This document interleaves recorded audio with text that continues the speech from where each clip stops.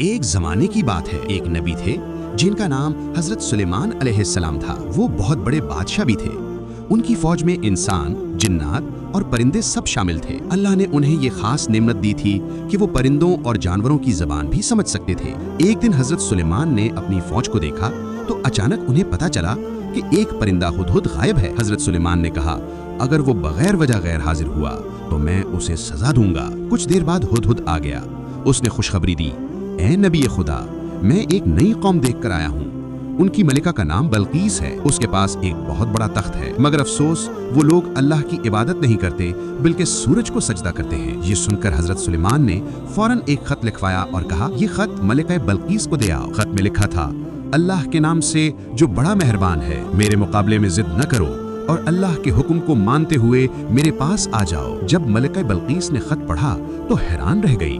اس نے اپنے وزیروں سے کہا، یہ خط ایک بڑے بادشاہ اور نبی کا ہے، ہم کیا کریں؟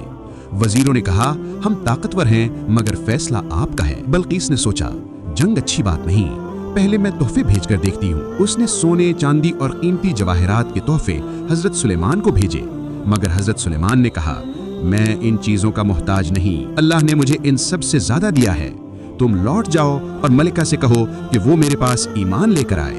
پھر حضرت سلیمان نے اپنی فوج سے کہا، کون بلقیس کا تخت میرے پاس لا سکتا ہے؟ ایک جن بولا، میں یہ تخت مجلس ختم ہونے سے پہلے لا سکتا ہوں۔ لیکن اللہ کے ایک نیک بندے نے کہا، میں پلک جھپکنے سے پہلے لا سکتا ہوں۔ اور واقعی لمحہ بھر میں ملکہ کا تخت حضرت سلیمان کے سامنے موجود تھا۔ جب ملکہ بلقیس حضرت سلیمان کے دربار میں آئی اور اپنے تخت کو دیکھا تو حیران رہ گئی۔